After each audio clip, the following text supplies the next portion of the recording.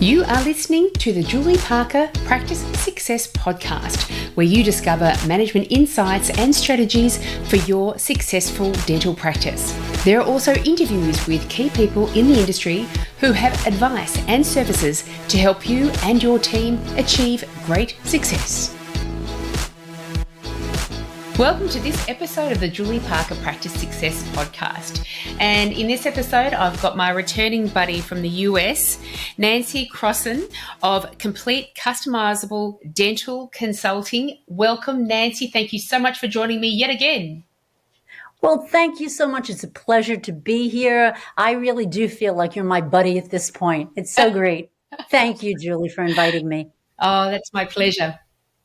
On our last episode, what we did was we talked about my pet peeves. And what really I'm talking about is my pet peeves become or are the dentist's pain points. And do they really have to be? So a couple of things that I talked about was I talked about unscheduled treatment. And so that's a really big pet peeve of mine, and not pre-appointing a recare patient. But it's not to fill the schedule, although that's very important. It's about patient retention, because patients are in a cycle of every 6 months or every 4 months. I spoke about accounts receivable. We talked about communication. I actually think we left off, Julie, with that. We talked about the mindset, and we talked about the blame game. And it's almost like a wall. When the minute you get into the blame game, actually, you really can't go anywhere. You've hit a wall. Unless you make a turn, you're right there at that wall. So those were the things, and there were more things that were pet peeves. And today, I'd like to continue and ponder a couple of thoughts I've been having. And I don't know anybody else better to ponder these thoughts with than you.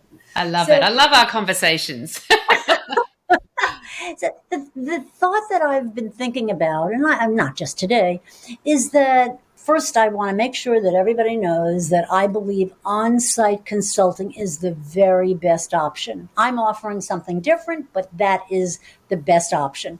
Yes, we can do Zoom and we can have on-demand courses, but on-site is, to me, the first option. So when you go into a practice, Julie, when I go into a practice, for me, what I do is I like to let the dentist know that right away, I'm going to show you how to get the money to pay for my fees.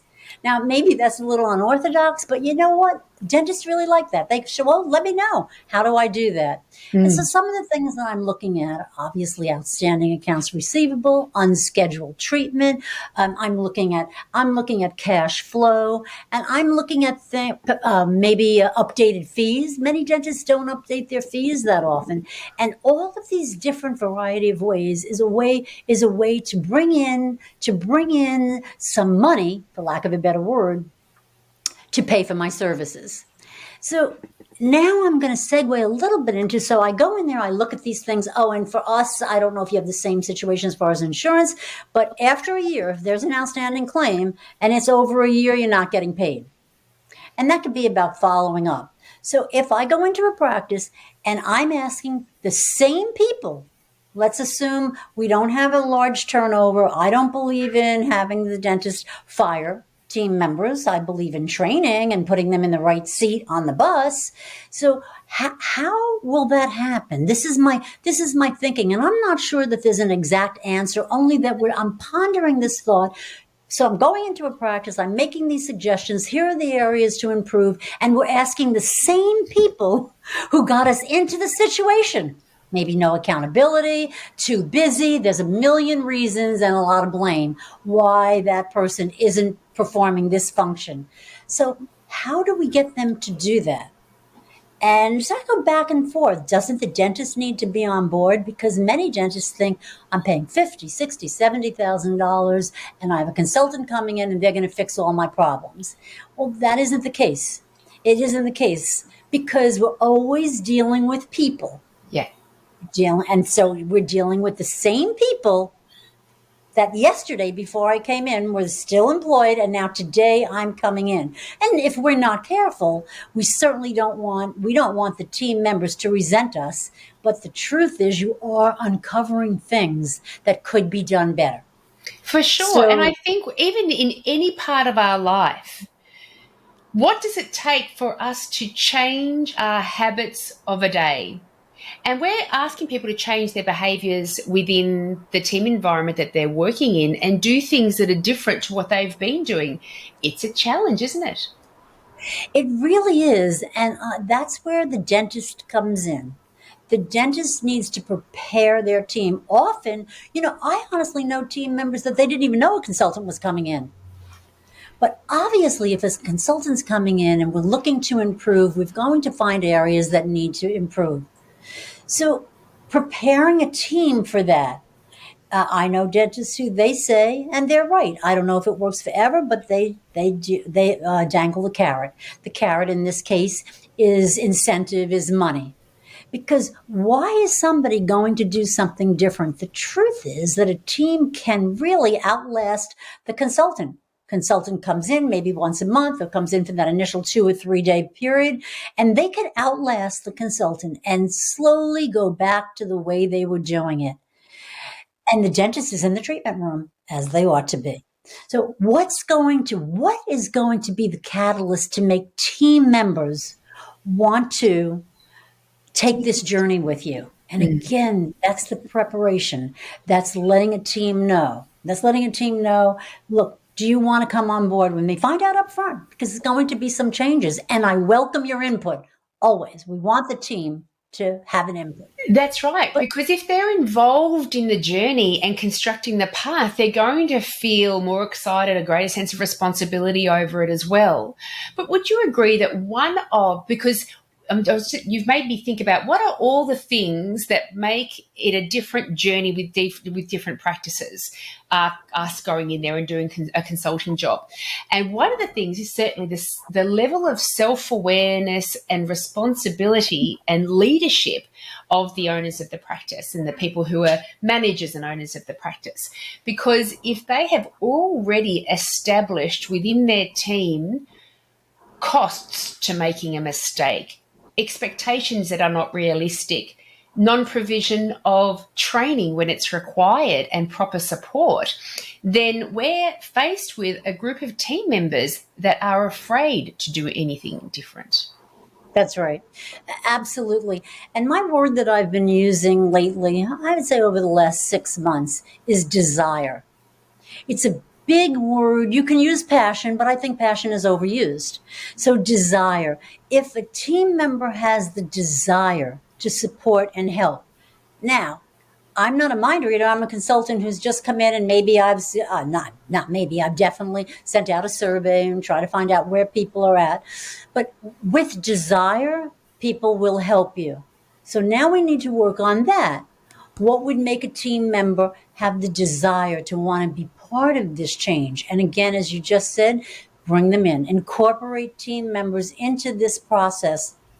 Because as I said, what changed from yesterday when yes, we signed our agreement, and today when I went into the practice, all the same team members. So is there some prep to talk to the team members to alert them to what's going on? And even if the dentist can't do that on their own, then they can do that with the consultant via email or whatever. There's some changes. We welcome your input, but if it's all about people, and it always is. It's about people and relationships. Yeah. A dentist ought to want to improve, and they do. I think it's a natural instinct for most of us to want to grow, learn, evolve, and improve. So if we have some team members who aren't there on that page, guess what? I bet you everybody else knows who they are. And Yes. so does the dentist. So why let the consultant find out the hard way? Yeah. Why not? Yeah, why not? Let's talk to people and get them on the right seat on the bus. You know that book, that yellow book. It's a bus, and it's really very, very good Yeah. because some people are excellent. They're just not in the right position. That's right. That's right. Yeah, And we all have this fear inside of ourselves that will be revealed as incompetent or not good enough in some way. And so when someone is in the wrong seat, possibly on the wrong bus, maybe on the right bus, but just in the wrong seat. They're not feeling totally comfortable, but there is a defensiveness about themselves and a self-protection going on as well. And so quite often these are the personality types that when we go into a dental team, we're feeling that level of resistance from one or more team members, and sometimes that's the space they're coming from. And so again, it's about what environment are we going to be creating for them to help them understand that this is going to be a safe, fun journey. It's not going to be a journey where you are pointed out as being the problem. And that's going to happen before the consultant comes in. This is a conversation the consultant has with the dentist. That's called an environment of trust, that you can make a mistake, that your ideas are welcome. Because think about the best things that happen, the best ideas that happen. It could be one thought from one person that we build on. It doesn't come out in the perfect form. And we have so many great things that have happened from mistakes. But if there's an environment of trust in the practice already, now the chances of success are much greater. And I know dentists who pay hygienists every time they take full mouth x-rays. And this happens to be a very great office. And they'll say, well, why do we have to get paid for what we're supposed to do?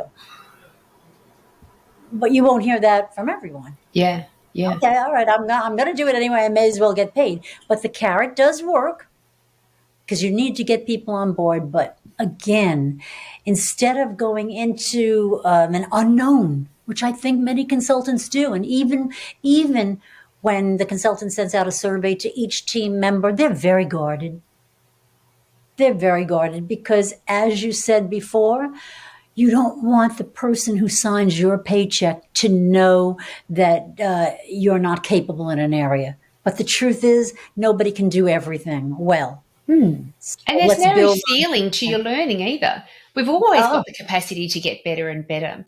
And it keeps reminding me of the book by Daniel Pink, Drive, where he identifies the three main drivers of human beings: autonomy, mastery, and purpose. And those three main drivers are perfect for team members to tap into these three main drivers, that we have now got a very clearly identified purpose that we're all moving towards that is bigger than any one of us individually, that we're now creating an environment. We've got a consultant coming on board so we can all get better at what we do, so we can tap into mastery. And we want everyone to be thinking for themselves. We don't want to be directing every thought and behavior of the people that we work with. So that's tapping into autonomy. And so if we utilize that as a bit of a structure of what kind of environment do I need to create? Well, one that really does honor each of those drivers for people, you may end up with a team that is highly motivated over and above any cash incentive that might be there. Absolutely. The cash is always good. For me, based on profitability, everybody gets a piece of it. And that's a whole nother session. But people who have the drive and who are motivated and who are in the right seat on the bus and who feel comfortable and safe in an environment are much more likely to take this improvement journey with the dentist. And a lot of that can be found out up front. I wouldn't even want to waste my consultant's time by finding out after the fact. They've got to put this time in to find out what the dentist already knows. It's, again, all about communication, all about relationships, and then we'll peel the onion even further. It's about the people on the team and how they were hired. Yeah. Who are we hiring? Yeah. Somebody to fill a seat or someone to help us be immensely successful in our goal and our dream. And in return, and this is a hard concept for business owners to get, in return, I'm going to help you with your dream. Because the chances of you have your dream was my dream and you're not a dentist are slim.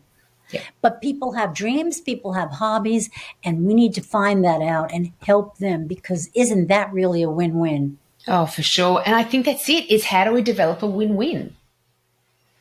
If it's one side of it, if it's just the business that's winning all the time at the expense of any winning of the team members, it's not going to be a very happy place to work. It really isn't. And just as you again said before, that the paycheck isn't going to suffice forever, Yeah. forever. And this is, And I I was, suppose, is why when they do surveys about what maintains loyalty of staff members in particular businesses and companies, money is never at the top of the list. never. Never. I just read something in one of the journals, and appreciation's up there, but you know what else is up there?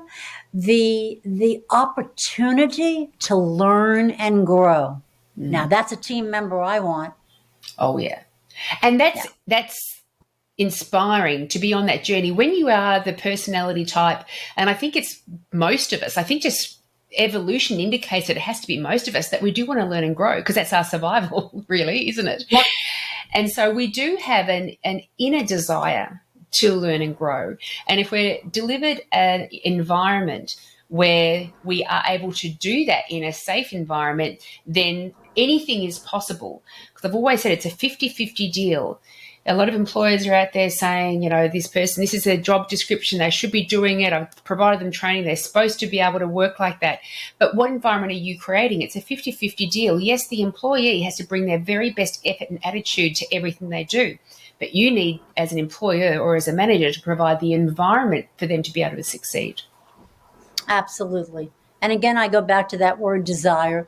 There isn't anyone that I know, honestly, anyone that I know that if they have a desire about something, you don't have to ask them to get up at a certain time in the morning. Here's your pet. They have the desire. They want to learn. So that is something that needs to be discovered right away. Is there a desire? I went to the eye doctor last week and he said something that was really, it made an impact on me. So we were talking about cataracts. I didn't have to have any cataract surgery and my eyes are great. And that's nice to hear since I've been wearing glasses since I'm 10 years old. But eyes were great. Everything was great. And then he said, but if you did, and then he told me about his expertise about implants. He said, and he didn't realize he's preaching to the choir. He said, because what the insurance company wants to do is they want to pay the bare minimum. The bare minimum. So take that sentence. Do your employees want to do the bare minimum to get a paycheck? Do I want to do the bare minimum to be an excellent chef? Of course I don't. When there's desire, we don't even have to think about bare minimum because we're going to be out there exuberant. We're excited. We want to learn. We want to grow. So again, we're back to people. I don't think we can ever get off of people, but your team members will help you succeed. So what will you do in return? Now this is not a cash exchange. This is a human exchange. I'm helping you reach your desired goal. But do we find out what team members want? And I agree with you. Team members would probably hesitate to say, well, what I really, really wanted to do and talk about a hobby or another career while they're getting paid by somebody else. But I've always said from when I started in this business, I said, if you get 2 great years out of a team member, if they give you everything they've got for 2 years, man, you did well. Yeah. You did well. So we think womb to tomb, but that's not the case anymore. So if I can get 2 years from an excited, enthusiastic team member who helps catapult me to my next level, I'm thrilled. And then my job as the employer is to make sure that I can replace that person and replace them well. So you have to really be careful. Pay for a good person. Pay for somebody who's going to help you and who's going to influence other team members. And they're going to be so excited because it's contagious, isn't it? Oh, it is contagious. Absolutely right. Yeah. Yeah. No, I love that. And the perspective of what excites team members. You triggered a memory. I was reading something by a recruitment person here in Melbourne who I've interviewed on this program in the past. And he said in this interview that when he first started working at a particular company, that boss would ask every new employee, what do you love doing? What are your hobbies? What do you love doing? What is a nice treat that you give yourself every now and again? For somebody, it was, I love going to the movies. I love doing gold class. That's a very luxurious way of going to the movies here in Australia. And Bobby had said, I love dark chocolate. I absolutely love dark chocolate. That's my treat. Whenever Bobby did go above and beyond, the boss would come and just give him a block of dark chocolate and say, thank you. He'd go to the other person and say, here's a movie ticket. Thank you. That And great. it's just incredible, isn't it? Because we're not all one size fits all. Not everyone's going to love the movies. Not everyone's going to love dark chocolate. But if you endeavour to find out what that little way to treat that individual person, how glorious is that? The dark chocolate costs nothing, but the thought is immense. Oh, that's well, what I would do is find out from team members if they could wave their magic wand, or if they, instead of a bonus, what was something that they wanted? Just what do you love? What do you want? And one team member, she was really fabulous. She was the tops. She said back then, I think she wanted an iPod. And guess what? That's what came to her. She had forgotten because I did these surveys and I kept them. And I didn't ask for one thing. I asked for a bunch of things. What do you love? What do you like? What do you like to do? And then that's what they'd get. So that's a segue. I was going to talk about this into the platinum rule. We always talk about the golden rule. Do unto others, but the platinum rule is different. The platinum rule is that I find out what Julie wants, not what I want to give you. So do unto others as I would do unto myself. So I'm still thinking about myself, aren't I? What I would like, and then I'm going to pass that on to you.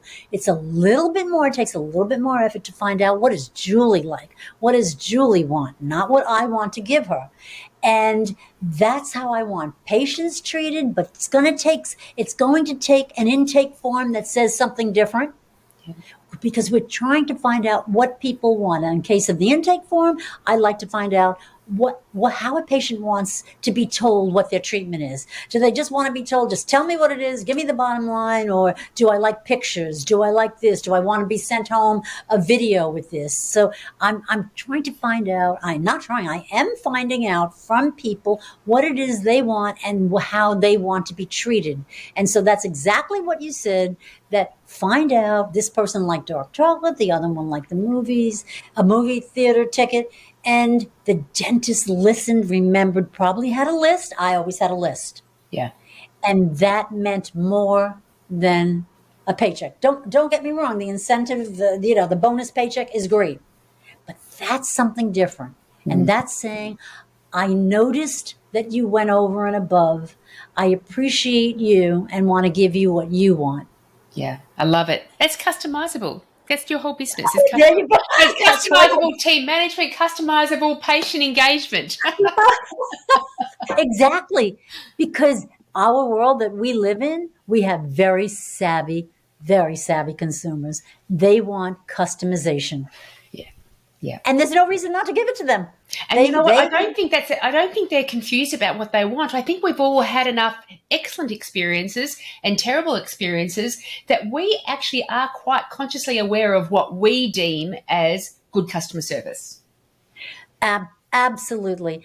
And I believe that we put so much time into customer service. I don't know if there's enough training, but certainly dentists, team members, we're thinking about customer service. And because it's so difficult for people to change, people don't want to change. I don't want to change my eye doctor. I don't want to change. So for someone to change who's leaving you, who isn't leaving the geographic area, something happened. And it's our job to find out. So you have to do something, in my mind, that's pretty wrong. Yeah. They have to be offended. Something has to happen because people actually don't want to change their dentist, their doctor, their hairdresser. I don't know about you, but I don't want to. Yeah, that's a really great insight. That it does take a lot of energy to go out and find out who else to go to, and ask a few friends and family, go online, do a search, look at all the Google reviews. That takes energy and time, and we don't like to change. And so if anyone does change because of the way they've been treated or the experience that they've had at your practice, then that is crucial information to try to figure out what happened. But also, is there going to be a communication to try to entice them back in again too? That's a lovely insight and a lovely area as a bit of a project to work on as a practice.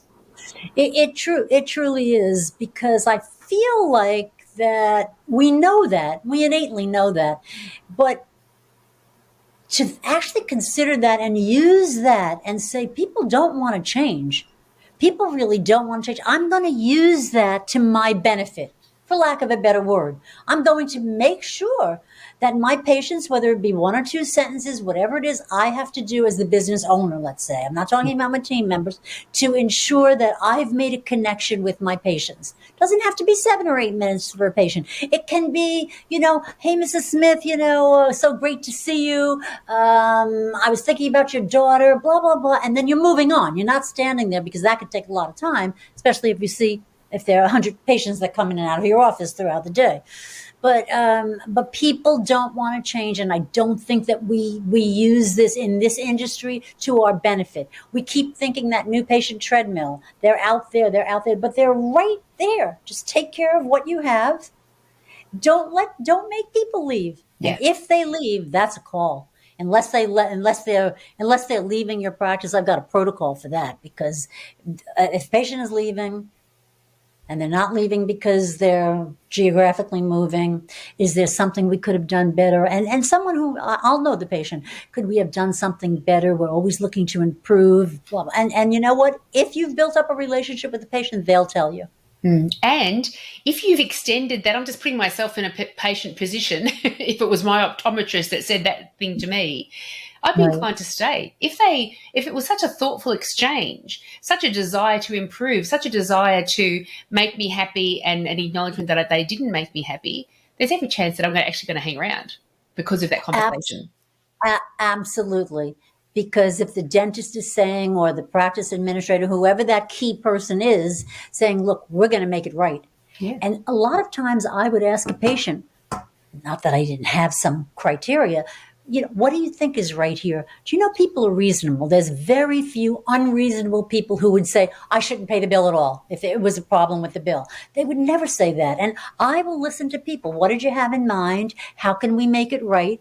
And most people are reasonable. The unreasonable people, look, it's going to happen, but that's not the majority. Yeah, I agree. Oh, very good. Very good. So just to finish my thinking about what I'm talking about, as far as making sure that the dentist is profitable, that's part of my leadership piece. My leadership piece is, as the owner, as the business leader, that it's your responsibility to make sure your business is viable. Yeah. So I'll point out the areas where we can bring in some income, and then I have a cash flow protocol.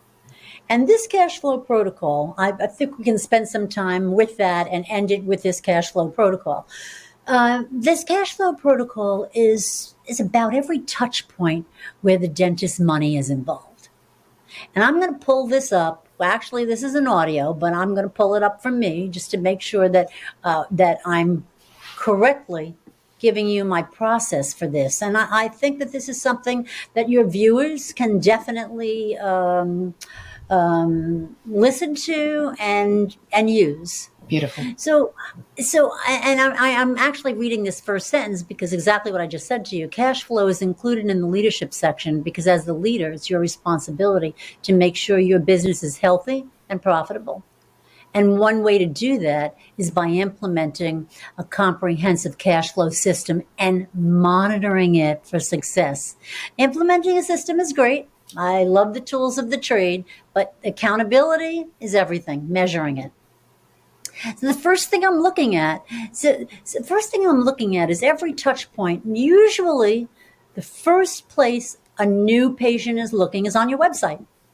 Yeah. And that is a great place to be transparent, to share your financial policy, to say whether you do or don't participate with a certain insurance company, to provide detailed information about membership benefit plans if you offer them, and to have a secure patient portal, which allows the patient to pay through your HIPAA compliance website. And then, and I don't see a lot of dentists who do this, have a live chat. If someone's actually visiting your website, I use live chat. Do you use live chat? I do, all the time. Yeah, Right? If I want to know something, a dimension of a piece of furniture or a piece of clothing that I'm looking at, I really do use live chat. Yeah. And I think it's such a missed opportunity not to have live chat. Many team members complain about it. They say, we're busy enough. The phones are ringing. Patients are coming through. We don't have time for live chat. So I say segment it. Say every hour, a different person is looking. Or, we've got these bots that the automatic answers, that we can have automatic answers to a lot of questions. So for you to actually have to get on, they've already maybe asked 2 or 3 questions, and that's a good thing. That means they're interested. But also So to look at the chat as a phone call coming in. You're not going to say, I don't have yes, time to answer that phone call. It's just coming through a different media channel, communication channel. exactly right. And with artificial intelligence, I'm waiting for this, Julie. I'm waiting for artificial intelligence to actually answer the phone. And what they do is they have, as I was saying, there's questions, there's answers, and then it's so intelligent. It knows when they have to take you to a new level. Now you need to speak to a human being. Yeah. But many of the questions can be answered easily. Yeah. So that when a live person is on the phone, they're actually utilized for what they can do. They don't need to give directions and say the office hour, even though that's on the website. A lot of times people call with questions that can be answered. So I say the first place, I know the first place that people are being introduced to you as a new patient is your website.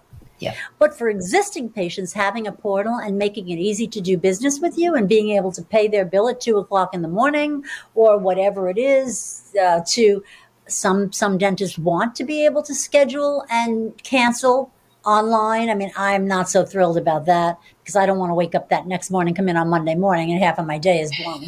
But it's still, these are considerations, and this is on a case-by-case basis, what a dentist decides to do. The website is that first place, and that initial phone conversation. So the team member has to have excellent verbal skills and the ability to bond with the patient. Yeah. And to have a patient feel comfortable with you right away. And then the first on your future appointments, financial discussions need to be private. Yes. Verbally present fees with a detailed financial option and save the signed agreement. Save it in your financial options section. Remember that if we're not skilled in this area, this is all about the dentist's money now. You know what? So if we cannot get a patient who's calling up for an appointment, if we don't even ask them, can we schedule an appointment, then that's lost opportunity and, of course, lost profit. So if I'm looking at my protocol here. So these financial discussions are imperative because in that decline treatment, the unscheduled treatment, it's proven here in the United States that about 70% of the unaccepted treatment, the reason it falls apart is in the financial presentation discussion. That's so interesting.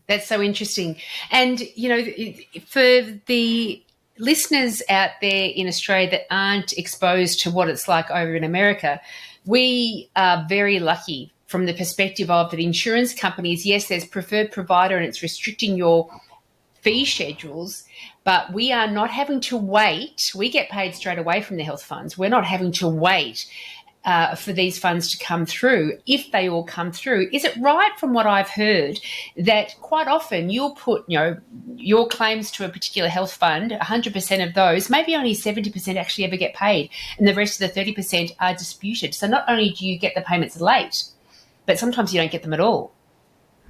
Well, there are disputed claims, and a lot of times there's a reason for it. Something's left out. So that's incompetency. As far as how we're filing. So if a crown is done and an insurance company wants to know whether the reason for it and how many years old, because that's going to be the criteria, how they pay.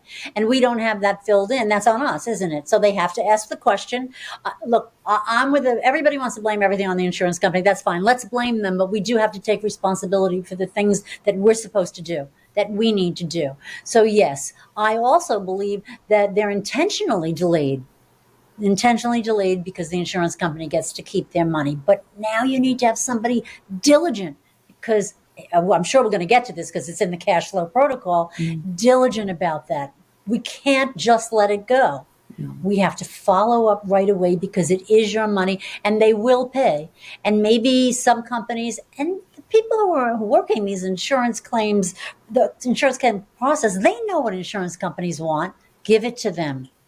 Give it to them. On our claims, we have an area that we can actually put the reason for recurrent decay, over 5 years old, over 10 years old.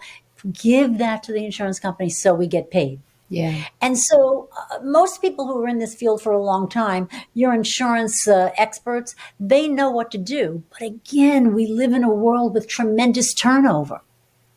Yeah. So is the onboarding and the training super important? Again, this is the dentist money, which the dentist has coming to them Yeah. on hold. Yeah. 3 months, 6 months in our country, if the claim has not been decided upon in 1 year, if it's 1 year and a week, you're not getting paid for it. So who would let that happen? So these are diligent people at your front desk, team members who are following up on that. That's just a report. What insurance was sent, what's outstanding. Yeah. Again, that's a cash touch point. Yeah, for sure. that's it. And bringing it back to your point as well, there are so many different payment options for the patient out-of-pocket portion. It is worthwhile really selecting payment options that are really going to make sure that they cover all of the pay or majority of the patients and their financial challenges. Some people may need to borrow up to $20,000 from an institution, an external financial institution. Others would like to pay their emergency extraction off over 4 payments. And so that's a different type of payment option. And then others that could be very trusted patients that you could actually arrange an in-house arrangement with them. Absolutely. From your patients who have proven themselves, they're loyal, they pay all the time. And actually, we're just going ahead of ourselves because you're there. This is your business. This is your field. But yes, okay, as far as insurance, I mean, I've got the detail, verify every patient, make sure what their benefit allotment is before treatment. So let's not have surprises and patients, not just patients. I did payroll for many, many years. People don't want to be surprised with their money. You've got to put it right out there. It has to be very transparent, very transparent. So let's get to the bottom of it. People like pre-estimates. I don't happen to like pre-estimates. I feel it's another delay tactic. But if that's what a patient wants to move forward, just do it. So handle that insurance piece and have experts on staff. Now, how do you get experts? You either hire someone who is an expert or again, we have this revolving door. You make sure you provide the tools and provide the training for someone who's very interested. Again, the desire, I have the desire to want to make sure that my boss gets paid every penny due them. Yep. I would say, is it okay? I would say to a team member, well, is it okay if you don't get paid? Or if you lend somebody money, would it be okay to say, oh yeah, whenever, or you never follow up? And of course it's not. Treat your employer the way you would treat yourself. Yeah. For sure. So that's our insurance piece, and e-claims for us, they're filed easily and we are paid right away. And we can have the option, which I think a lot of dentists do at this point, to have the payment directly go into the checking account, to the business checking account. Now we're not waiting at all. Yeah. So again, that's the cash that belongs to the dentist, and that has to get handled. There's no reason for this to be willy-nilly. But again, if someone comes into your practice, a team member, and they don't have protocols to follow, and it's trial by fire, anything can happen. I wouldn't, if I'm the owner, I would not have that. That is a for sure. Yeah. And now moving into, which we've already talked about, the financial presentation and third-party financial options. And yes, do we have a trusted patient that, yes, we know they've paid all the time? And then have it written down. So again, case-by-case basis, but doesn't a team member have to have criteria? Some criteria. If they've been a patient for 2 years and they've always paid their bill, then we can extend 6 months. If not, if it's a new patient, we only want to extend this, or we may not want to extend. But don't we need to provide that to team members so they know what to do? Oh, for sure.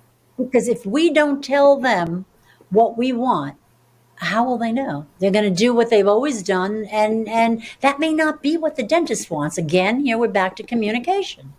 And then to collect the copay at the time of treatment, there is not a reason in the world why this shouldn't happen. Absolutely, absolutely needs to happen. That is the dentist's profit. That's the dentist's money that's not being collected. So these are audits that need to happen. And these are what consultants do when they come in.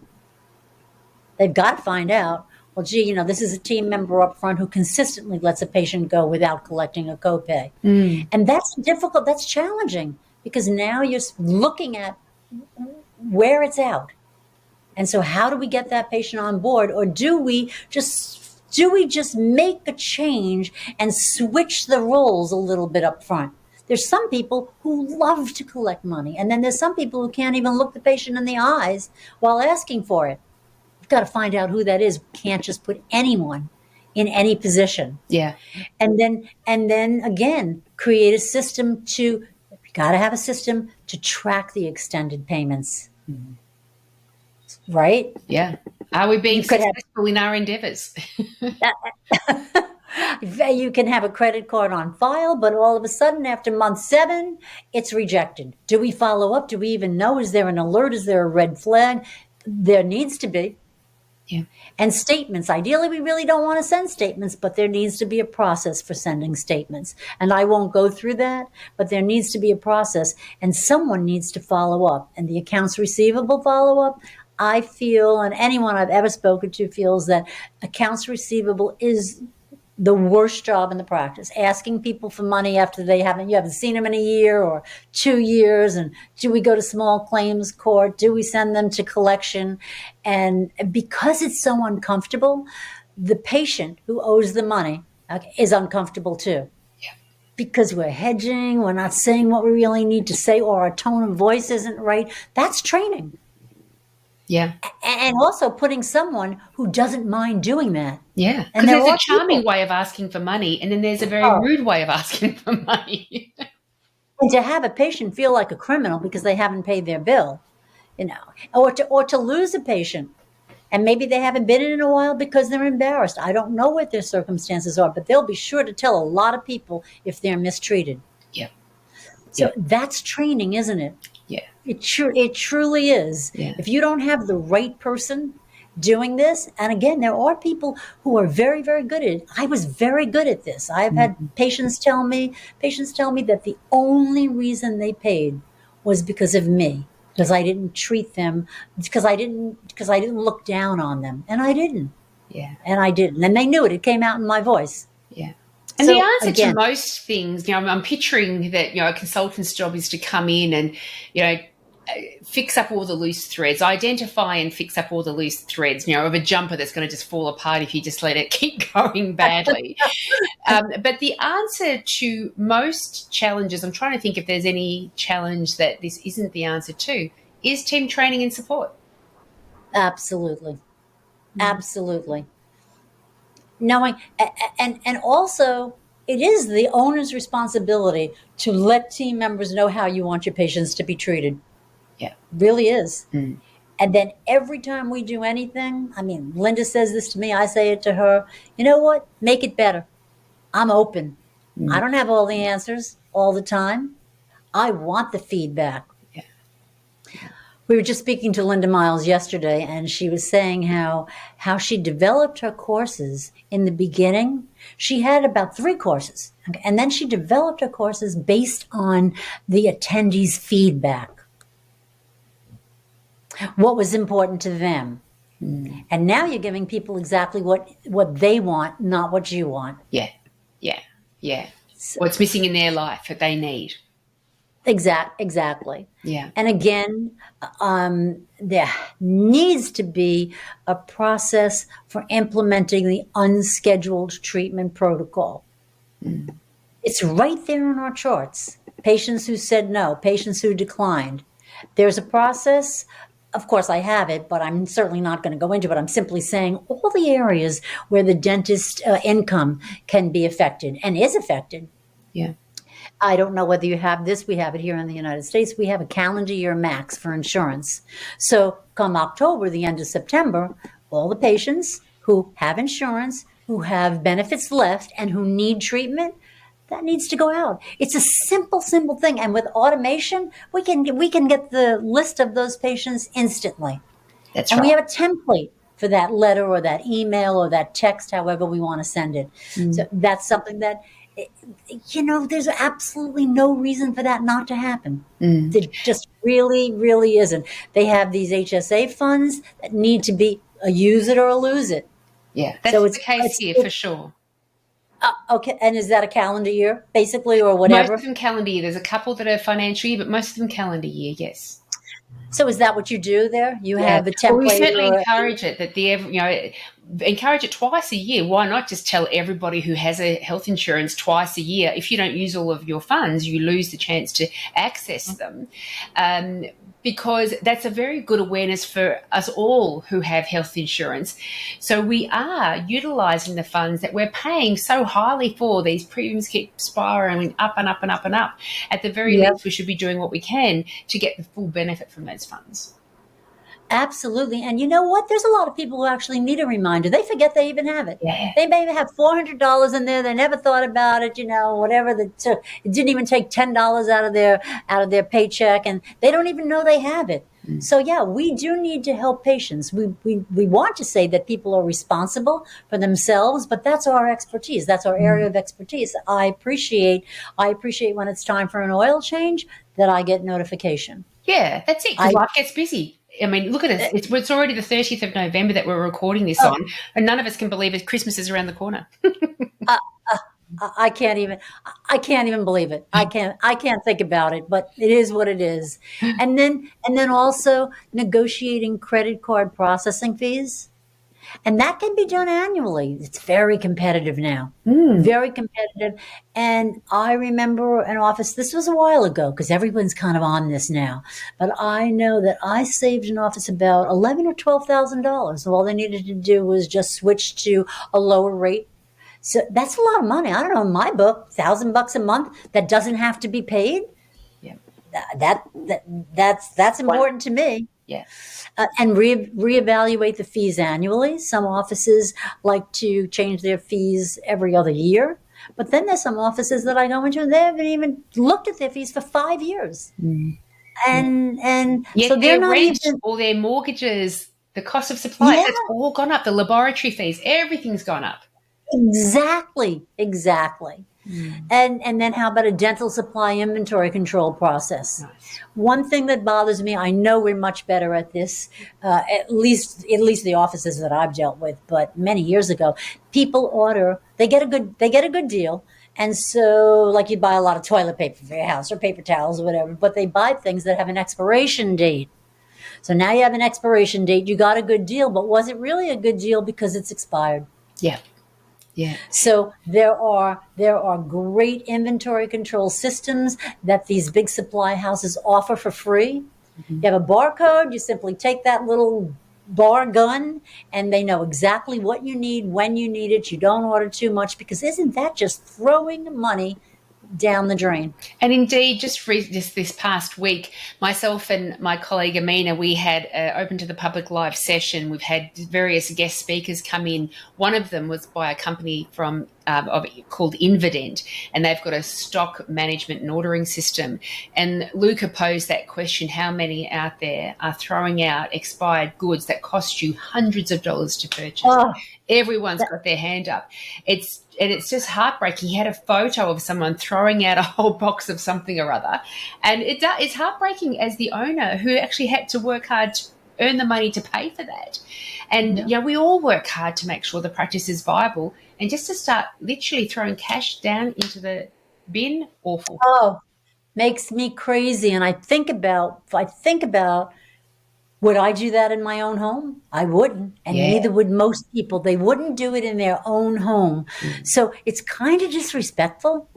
yeah, yeah. So did you really get a deal when you have to throw out half of the supply because there's an expiration date Yeah, on is it it? a deal when you can buy 10 litres of milk on Monday, but you're only ever going to use one for the week? That's not a Ex- deal. Exactly. These are all things, though, in this cash protocol that I have, that I want the dentist or or their champion, their business administrator, whoever it is, to take a look at and to monitor. Great. Because again, any one of these things that I'm talking about is just wasting money, throwing it down the drain. And there's no reason for it.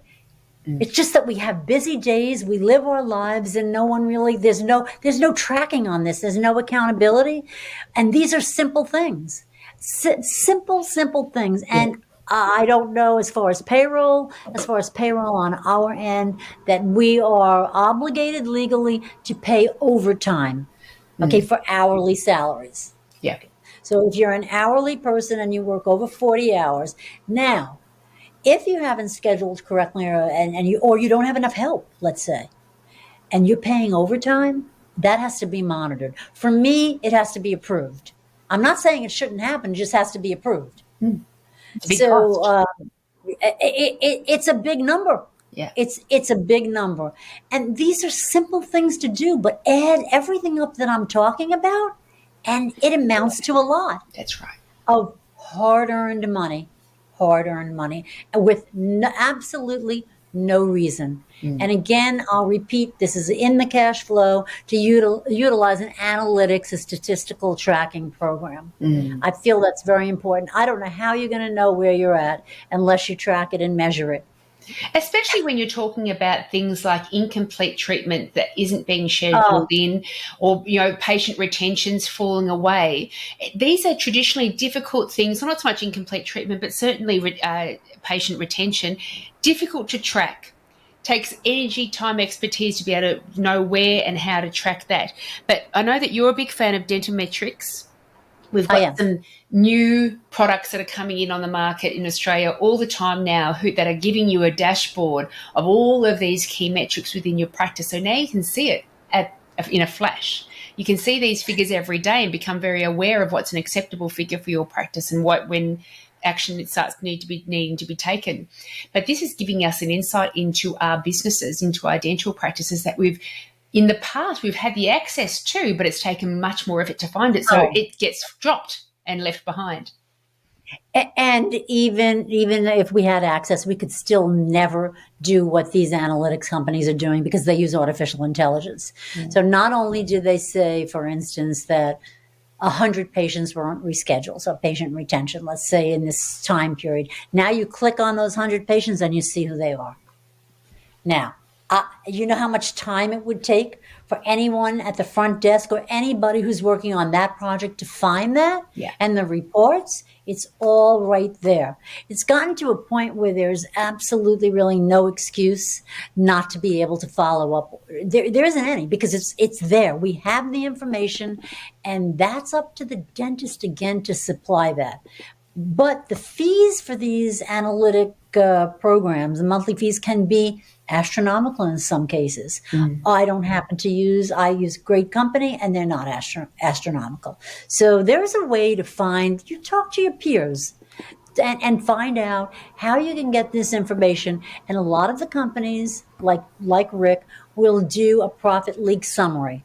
So they're going to do a full report, and you'll see what you can get. And it's so amazing that you actually feel like, I can't live without that. For me, I can't consult without that. Yeah. I'm not going to be guessing and spending 4 hours on something that is available to me in minutes. I'm just not going to do it. So it's really super important to use analytics. And then something as simple, Julie, this is so simple, to create a budget. I don't think everybody budgets. Yeah. Create a budget, and here's the key, and stick to it.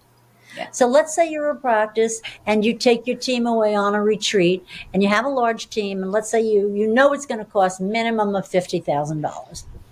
So every pay period, this fund gets funded, so that when you're looking at the actual retreat, you don't have to come up with $50,000 from your cash flow. Yeah. So, and that's just my extreme version of it, but create a budget and stick to it.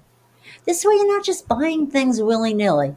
When dentists go to these shows, there's so much great stuff to have. There really is. And if I was the dentist, I'd want most of it too.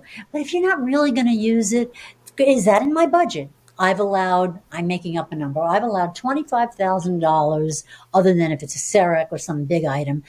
I've allowed $25 for new products in my practice, and then stick to it. And there's plenty of people that I've spoken to, and it can be the last quarter of the year, and they say, we've used our budget. And I think, I love that. I love that. So can we look at it in January? And we do. And that's smart. Yeah. If you know you want a consultant and you know it's going to be, I don't know what it is in Australia, but let's say it's 50,000 here. Yeah. And sometimes if it's a large practice, it could be $75,000, and they won't take you unless it's for 2 years. It's a large practice. So you know you want that, but you don't have the money and you can't justify it. And as one dentist said to me, the bottom line is, how will I justify that? Because who will I actually pass this along to but my patients? Yeah. And that was interesting. So put a fund aside. It can take you 18 months, whatever it is, to save up, maybe not all of it, some of it, and then have the consultant come in. Nice. Or in my case, I say, get the Complete Customizable Program. It's a consulting program for $19.95, and you've got the program, and you can still get the consultant. You may very well, when you find out what it's really going to take to move you to your next level or next 2 or 3 levels. But now you've put some money aside, but you're already working on it. Yeah. Because you're looking at a program. And I'm really pleased that you've brought up the Complete Customizable Dental Consulting, because one of the challenges for dental practices, they may say, we have the need for a consultant to come in. We have the need to systematize everything, get some team training, getting systems for onboarding, all the things to, with your cash flow grid, to make sure that we're looking at all these areas. Maybe we have got a way of tracking all of our metrics in a very elegant way, but then what do we do with the information? So they've got the need there, but they feel like they don't have the time or the money to bring in a consultant. And complete customizable dental consulting is a wonderful solution around that. It truly is, because as I say, if you do nothing, if you take the program, first you need to do the discovery. You got to know where you're at. So the dentist needs to know where they're at, and they need to bring the team on board. But then, if this is done properly, you take these other sections, front desk team members, admin, and they work on it. And then you take clinical hygiene, they work on it. The assistants, they work on it. It can be done, and it doesn't have to be done quickly, but your pain point areas, unscheduled treatment is a pain point to me. You've put a lot of time, gone to school, you're still paying off dental loans, and you know the patient wanted to do it. So they said, no, we don't even follow up. We don't even find out why. Yeah. What is that saying to the patient? Maybe I really didn't need it. Yeah. So I just think that there are other options, and rather than to do nothing, as what I started to say about dental PPOs, rather than to do nothing, we can train our people. Yeah.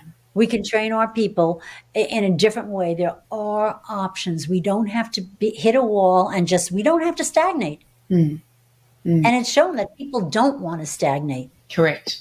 And it's a very exciting concept for me to think of a practice that takes on complete customizable dental consulting, something that's very, very affordable, very, very impactful, and you are delegating sections of it to each of the areas within your practice. And the team as a whole, individually and as a whole, they are improving, learning new things, becoming masters in these new things. The standard of intelligence that practice is operating from is ever increasing. And you watch how your turnover, team harmony, patient experience expands, all in the positive. It's quite an extraordinary outcome, isn't it? It truly is. And the thing here is that because there's each department in your practice is working on what's pertinent to them, but they can feel each other. Yeah. They know, because it takes time now. It takes time and some energy. So everybody's doing it. Everybody's got a piece of this, with the final approval being the dentist, of course. But we're working on a goal together. And in this program, in my program, we set it up. How many hours to set aside, how to run these meetings, and what to do. So I don't just leave somebody to just figure it all out. It's all written out. Now, because it's customizable, you have to do it. You have to do it in a way that works best for you. But this is a consulting program, so we know this works. Nice. So and the last piece of this cash flow was actually written by Rick, who was the president of the dental CPAs. And so I'm not going to take credit for this one last piece. It's his. So he's saying to create a net operating cash flow report to compare your income received to your major overhead items. And such a report is not the same as your profit and loss statement. Instead, where your P&L shows accounting profits for a tax return, that does not show where all of your cash went. For instance, the P&L does not mention your loan payments, and a good analytics program includes this feature. So that's next level, because a dentist isn't doing this on their own. They're having their accountant do this, but it certainly is absolutely necessary. So again, these programs that we have access to, we couldn't do it on our own. There's no way. And I like dental CPAs because they specialize.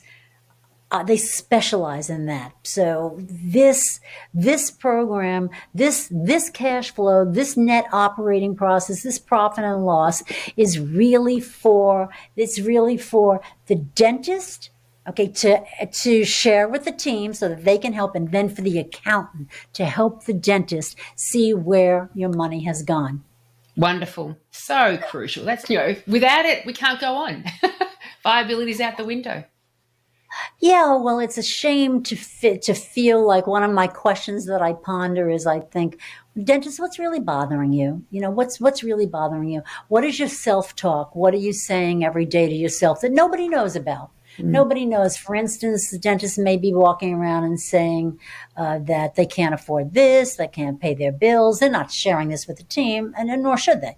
But what is your self-talk? What are you saying? Are you saying to yourself, boy, I have two people at the front desk. I'm just tolerating them. Well, why should why should the dentist who's paying the salary tolerate? Right now, it's a tough market. So I'm speaking in much broader terms than right now, what we're in this hiring shortage. But what is the self-talk? And listen to that. And that's something that only the dentist, that's a conversation that I'll have with dentists. What are you saying to yourself? Is it basically positive? Yeah. Is it not? And when it's not, well, what can we do about it? Yeah. And I think that's the step that they miss. What can we do about that? And this is where consultants can certainly help out enormously. That's right. Because sometimes you get into a situation, not just a dentist, all of us, we get into a situation and really we self-sabotage. We're our own worst enemies. Yeah. We don't know how to get out of it, and we might be embarrassed to share it. I don't know what the scenario is. I do know that there's a lot of self-talk. And so an awareness of what that self-talk is, I actually think that's the conversation that lets us know what we need. Yeah. Well, we're not sharing with anybody, but we're saying it. Yeah. We're saying it to ourselves. Joe, I work so many hours. I'm tired every night. Even when it's time to play, I just don't have the energy. I'm lethargic. And that's what someone's, and he's not telling, or she's not telling her team. But isn't that important? That's imperative to me. I'm not enjoying my life. Yeah. Yeah. Because of the thoughts that I've got in my brain, I'm not enjoying my life. That's right. Yeah. The self-talk. Yeah. And we just get too used to it. And the problem is that when we remain in that stuck space, we're developing new and different habits of thought, but also action, but of thought as well. And then if we sit there for years, much harder to break ourselves out of that different mindset. So difficult. So we talk about self-awareness, and that's a big topic, and I've read it's so great. I don't know if for here in this country, when you build a huge mansion or whatever, we call them like McMansions. And so now we have this term for mindfulness, yoga and meditation and breathing or whatever. And now it's called McMindfulness because it's become such a big industry. Okay, it truly has. However, I do want to talk about self-awareness in the smallest sense of just listening to your self-talk, because that is your guidance. That's your guidance for what it is you need. Yeah. And nobody has to know that you're walking around really feeling dissatisfied. Let's say but once you know that, then maybe there's some action to take. Maybe that's when you call the expert, you join a mastermind, you do something to help yourself, because we look at a big picture, but what really, really makes our lives are moments. 100 moments, 1,000 moments. The big picture is great, but the richness and the fullness of our life is in moments. And those moments are also self-talk. The moments of self-talk that I'm saying, I'm not really happy with this. Maybe it's time for a therapist. I don't know. I think a lot of consultants act as therapists because they have to. Yes. But self-awareness, what's that self-talk? And then how long am I willing to say the same thing? Pretty much to your point. How long? Because if it's a habit, it's only going to get worse. Only going to get worse. Because we adapt too quickly.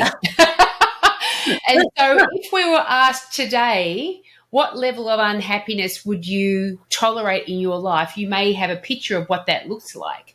But years down the track, as you're going kind of declining down into that unhappiness, all of a sudden your tolerance and you've adapted to it all. And so now what you're accepting in your world is beyond that when you're in your happier state of mind that you would have ever have tolerated. You made me think about the patient intake form, and it actually makes me laugh, okay, because it's so crazy, but we all own a piece of this. So we'll do a medical history and lots of interesting stuff on the intake form, so that when the dentist actually meets the patient, they know a lot.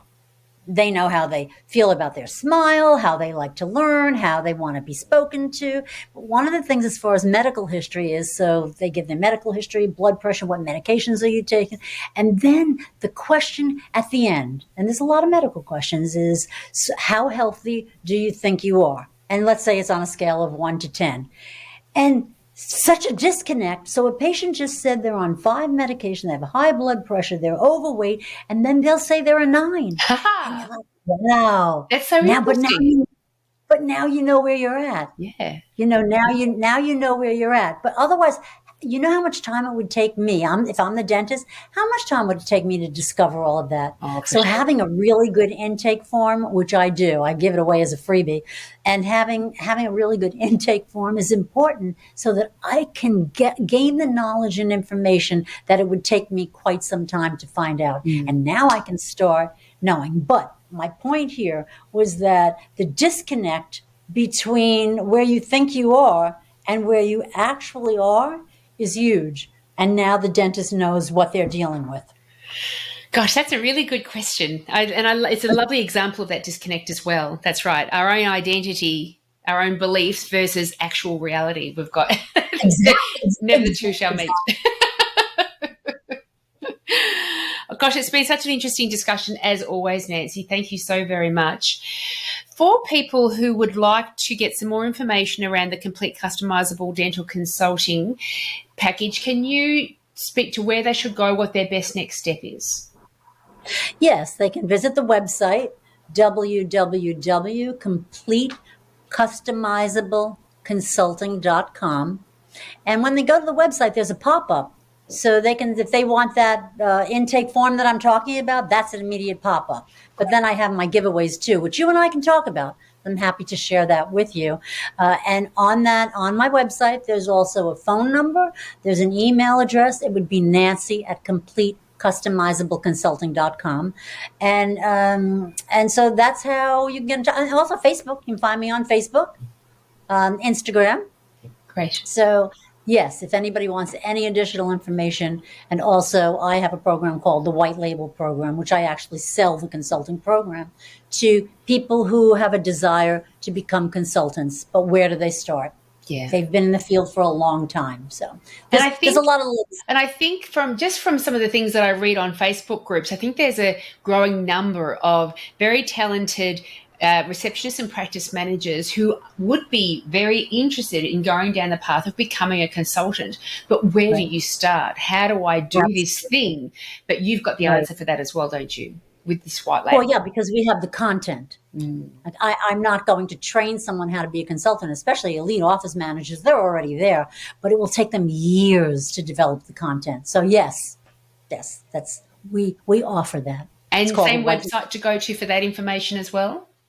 Same exact place. I will send you a landing page for that. Great. So all of those details are going to be in the show notes, and that landing page for potential consultants will be in the and possibly consultants that are out there already. They've developed their business and their relationships, but they would like that content to be one of the many things that they offer when they go into a dental surgery. Absolutely go to the show notes and click on the link. Thank you for saying that. One of our affiliates is a dentist, and she's now a consultant. And I said to her, well, Dr. Kern, why do you even want my program? She's written a book. She's been a dentist. She said, because I don't have what you have. Yeah. And that's that every detail, every protocol, line by line, because she was thinking in a different way. And plus, who's crazy enough to do that and spend years doing that? Me. Okay. Most people don't have the desire, but I have the desire to do that. It does take years. So it's just such a wonderful thing. So that's just tremendous. Well, thank you, Nancy. I hope you'll be open to coming back on for a future episode. Come back at the beginning of the year. Yeah, that'd be wonderful. And you can, if you can find out what topics your listeners would like to hear about, we can consider that. Wonderful. I'll reach out to the Facebook groups and see what people are interested in, that's for sure. Well, thank you so very much. And we won't speak to each other again probably before the end of the year. So have a wonderful festive Christmas season. Thank you so much. Same to you. Thank you so much. We'll speak to you soon. Thank you for having me. If you enjoyed today's podcast, then you should come along and join the club.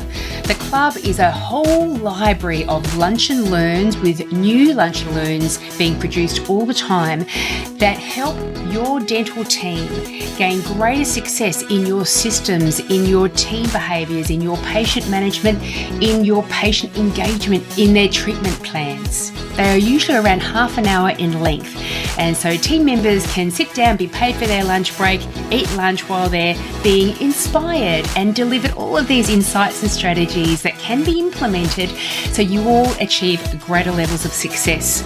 Also, Amina and I, my buddy from Dental Management Expertise, have a company, Dental Business Mastery, together. And our flagship online 1-year course for dental practice managers and dental practice owners to learn how to very successfully manage your dental practice is available. Head over to dentalbusinessmastery.com.au to find out more information, and has information about any other courses that we've got available. Also, make sure you do jump onto my website, julieparkerpracticesuccess.com.au, and you will see a whole load of free information. There are articles, the blog, downloads, templates, a whole load of things that are designed to help you overcome any specific challenge that you've got going on in your practice at the moment. If you have any suggestions of topics or guests that I can have on the podcast, please let me know. Thanks for listening.